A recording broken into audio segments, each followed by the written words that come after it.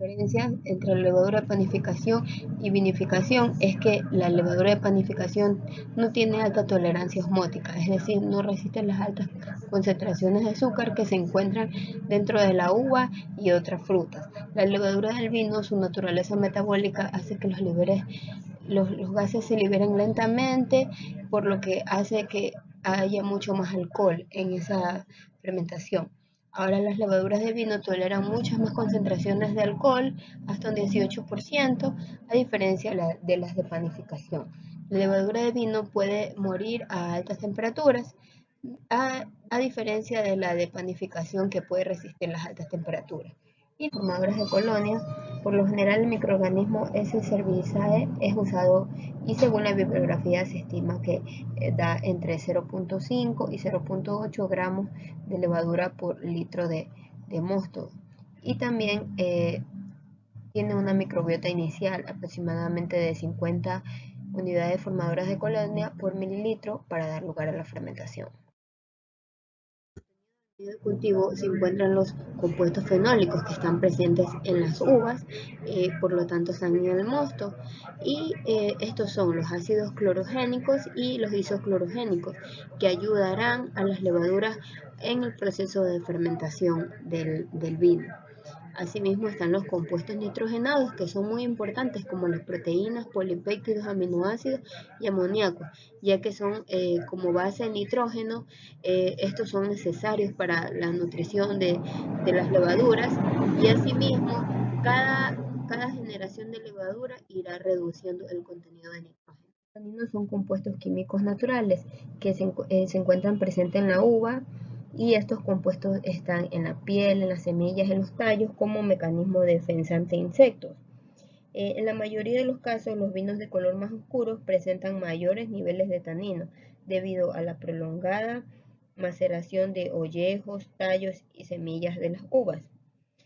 Los vinos rosados o de tonos más oscuros pueden mostrar niveles de tanino mucho más altos debido a un largo periodo de maceración con la cáscara de uva.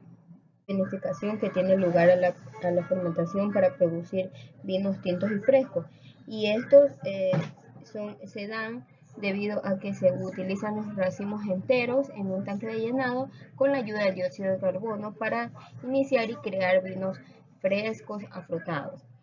Luego, ese entorno anaerobio hace que las uvas liberen una enzima, provocando un inicio de una fermentación donde los ollejos de las uvas estallan y queda un zumo interior que alcanza hasta el 2% de alcohol. Durante el proceso de elaboración del vino también se puede añadir sulfitos para preservar la frescura del vino y evitar que se oxide, como puede notarse en el cambio de coloración de vino, tornarse un color marrón, y también evitar el crecimiento de bacterias y de levaduras no deseadas. También ayuda a que no se alteren las propiedades organolépticas. Bien, la inclusión de sulfitos en el vino está estrictamente regulada. Como la mayoría de los vinos, un 80% tiene más de 10 partes por millón de sulfitos. Yo les voy a hablar principalmente de la fermentación. Para empezar hay que tener en cuenta que en esta práctica se puede usar un sistema de fermentación reactor adecuado, el cual sería un reactor discontinuo. Esto debido a que esta práctica se trabajará por ciclos, ya que se introduce una alimentación antes que empiece la fermentación y se espera un tiempo dado hasta que finalice, sin añadir ni eliminar nada, como es el caso de la fermentación del vino, que se deja fermentar por mucho tiempo. Con respecto a la curva de crecimiento, se puede detallar cómo la levadura, específicamente la Saccharomyces cerevisiae, crece con el tiempo.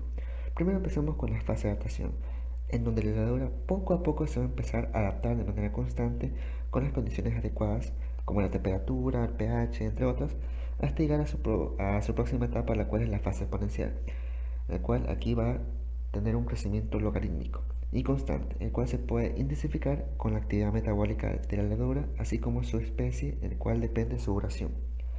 Después vamos a la fase estacionaria, en donde se va a detener el crecimiento al agotarse los nutrientes y la levadura va a sintetizar metabolitos secundarios para poder sobrevivir, pero estos también van a ser perjudiciales para la levadura.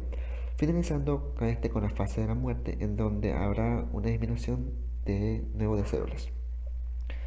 Ahora bien, como se habló de estas fases, también se hablaron de metabolitos. el cual se divide entre primarios y secundarios.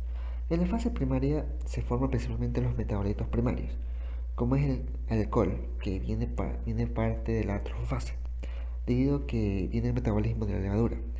Mientras que en los secundarios se pueden encontrar los compuestos fenólicos, los cuales tienen una importancia principal en la calidad sensorial del vino. Y por último, vamos a hablar también de la ecuación de balance, el cual tiene como sustrato la exosa como es la glucosa, un compuesto nitrogenado como es la urea que se forma en la fermentación de la degradación de la arginina, el cual es un aminoácido del jugo de uva, y también este va a producir etanol, la biomasa, dióxido de carbono y agua. Aparte del pH y la temperatura, se puede controlar lo que es la formación de dióxido de carbono, ya que el CO2 resulta ser muy importante para conseguir el equilibrio en el sabor de los vinos y también puede influir con el cambio de la tonalidad del vino, ya que este gas acentúa la percepción en la frescura y acidez, atenúa lo que es el sabor y el olor e intensifica el amargor y astringencia, pudiendo llegar a producir una sensación de picor. Podemos también mencionar los dos métodos para medir el crecimiento microbiano en un reactor. Entre estos tenemos el método de turbimétricos y el método de conteo de colonias. El primer método consiste en lo que es hacer incidir con una luz a la suspensión de microorganismos en el medio líquido. Se mide la luz transmitida a través de la suspensión, lo que es proporcional a la concentración de la biomasa. Podemos mencionar que la mayoría de los casos de las mismas es debido a la aparición de factores de estrés durante el proceso de fermentación. Estos factores de estrés pueden ser fisiológicos, como por ejemplo una limitación nutricional, como la intolerancia al etanol, o intolerancias ambientales, como por ejemplo también a exposición de temperaturas extremas o competición con otros microorganismos no deseados. Sucede a través de la reducción de la acidez, transformando el ácido málico de la fruta en ácido láctico. Este proceso tiene como consecuencia cierta pérdida de color y el aumento de la acidez volátil. Es el proceso indispensable en la fermentación de vinos, que incide de manera directa en su sabor y textura. También es una técnica que se da de forma espontánea, siempre y cuando las condiciones de temperatura sean adecuadas a una temperatura de entre 20 a 23 grados. Sin embargo, cuenta con un estricto control por parte de las bodegas con el objetivo de garantizar que el vino cumpla con sus propios estándares de exigencia. El mosto que se obtiene de las uvas que llegan a la bodega presenta una elevada concentración de azúcares y de ácidos, destacando el ácido tartárico y el ácido málico. Durante la fermentación maloláctica, una serie de bacterias convierten el ácido málico en ácido láctico, suavizando en su tonalidad la acidez del vino.